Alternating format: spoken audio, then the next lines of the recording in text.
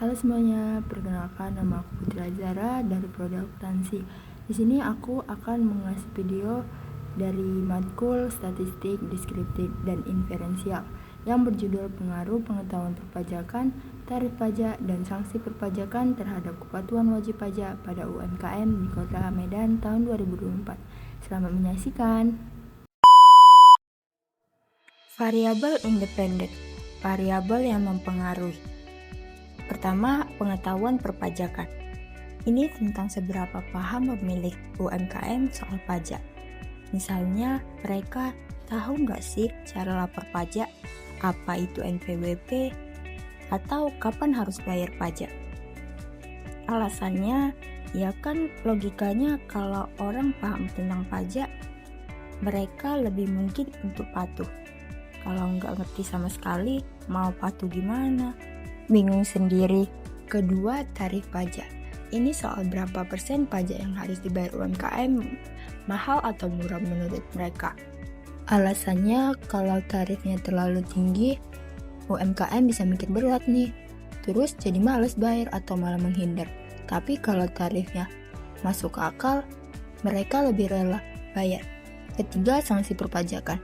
Ini tentang hukuman atau denda. Kalau nggak bayar pajak, bisa berupa denda uang atau sanksi administrasi.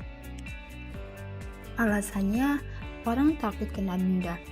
Jadi mereka jadi lebih disiplin bayar pajak. Kayak takut kena tilang kalau melanggar lalu lintas gitu deh. Variabel dependen, variabel yang dipengaruhi kepatuhan wajib pajak UMKM. Ini hasilnya, apakah UMKM taat bayar pajak tepat waktu atau enggak?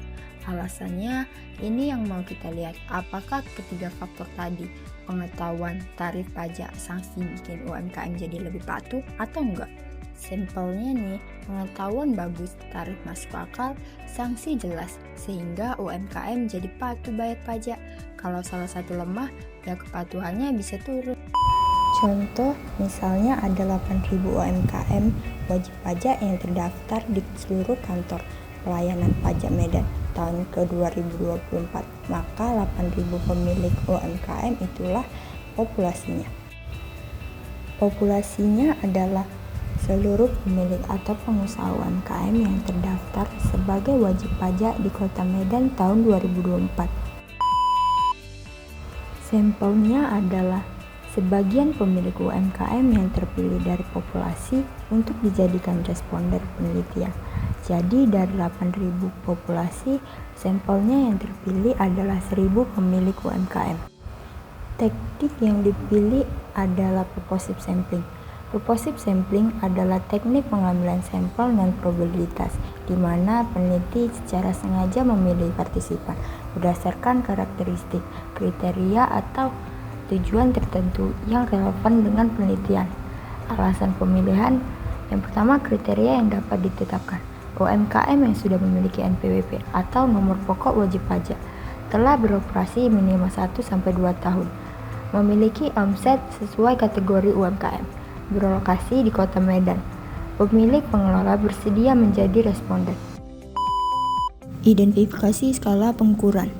Variabel independen. Pertama, pengetahuan perpajakan menggunakan skala ordinal atau interval. Alasannya, pengetahuan diukur dari tingkat pemahaman seseorang, rendah, sedang, tinggi, ada tingkatan yang jelas. Tapi jarak antar tingkat belum tentu sama. 2. Tarif pajak menggunakan skala rasio. Alasannya, tarif pajak dinyatakan dalam persentase 0%, 0,5%, dan 1%, dan lain-lain. Ada titik nol mutlak dan jarak antar nilai. 3. Sanksi perpajakan menggunakan skala ordinal atau interval. Alasan persepsi tentang sanksi biasanya diukur dengan tingkat kesadaran atau ketakutan, sangat tidak setuju sampai sangat setuju. Ada ketingkatan bertahap. Variabel dependen. Kepatuhan wajib pajak menggunakan skala ordinal. Alasannya, kepatuhan diukur dari tingkat perilaku. Contohnya patuh, tidak patuh, cukup patuh, dan sangat patuh. Bisa juga diukur dengan skor kuesioner. Jadi, ayo bayar pajak supaya tidak kena sanksi.